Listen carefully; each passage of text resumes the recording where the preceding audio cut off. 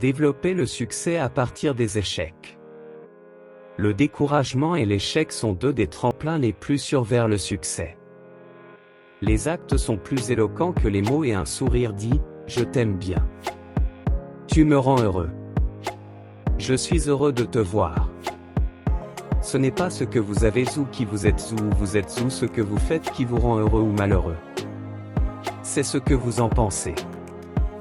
Vous pouvez vaincre presque n'importe quelle peur si vous décidez seulement de le faire.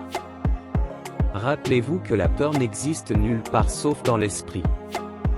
Une des choses tragiques que je sais sur la nature humaine est que nous avons tout tendance à retarder la vie. Nous rêvons tous d'une roseraie magique à l'horizon, au lieu de profiter des roses qui fleurissent devant nos fenêtres aujourd'hui. N'ayez pas peur des ennemis qui vous attaquent. Ayez peur des amis qui vous flattent.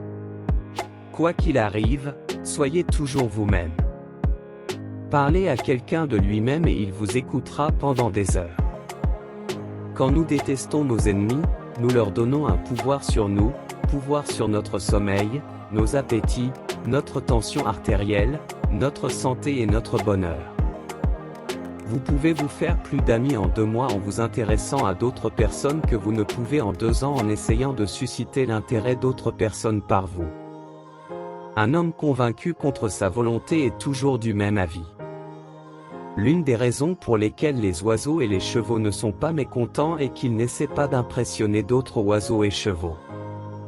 Si vous n'êtes pas en train de devenir la personne que vous voulez être, vous êtes automatiquement engagé à devenir la personne que vous ne voulez pas être. Tout le monde dans le monde recherche le bonheur, et il y a un moyen sûr de le trouver. C'est en contrôlant vos pensées. Le bonheur ne dépend pas des conditions extérieures. Cela dépend des conditions intérieures. 2 hommes ont regardé des barreaux de la prison, l'un a vu la boue, l'autre a vu des étoiles. La différence entre l'appréciation et la flatterie? C'est simple. L'un est sincère et l'autre pas sincère. L'un vient du cœur, l'autre des dents. L'un est altruiste, l'autre égoïste. L'un est universellement admiré, l'autre universellement condamné. Dites au public ce que vous allez dire, dites-le, puis dites-leur ce que vous avez dit.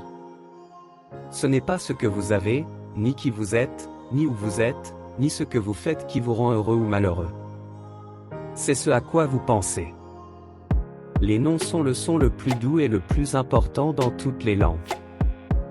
L'expression que l'on porte sur son visage est bien plus importante que les vêtements que l'on porte sur le dos. Le monde est plein de gens qui sont captivants et égoïstes. Ainsi, l'individu rare qui essaie aléatoirement de servir les autres a un énorme avantage. Quand les vents violents et brûlants soufflent sur nos vies, et nous ne pouvons pas les empêcher, acceptons aussi l'inévitable. Et puis occupons-nous et ramassons les morceaux. Contrôlez votre humeur. N'oubliez pas que vous pouvez mesurer la taille d'une personne en fonction de ce qui la met en colère.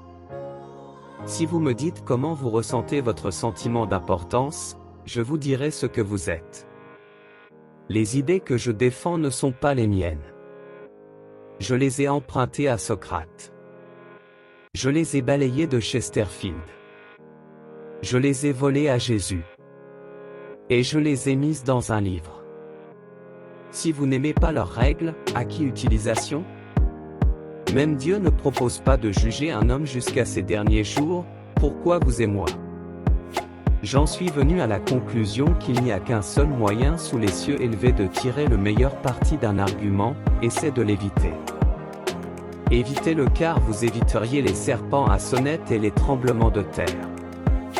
Si vous ne pouvez pas dormir, alors levez-vous et faites quelque chose au lieu de vous allonger là et de vous inquiéter.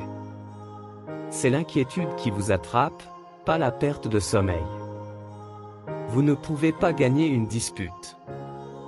Vous ne pouvez pas parce que si vous la perdez, et si vous la gagnez, vous la perdez. L'inaction engendre le doute et la peur.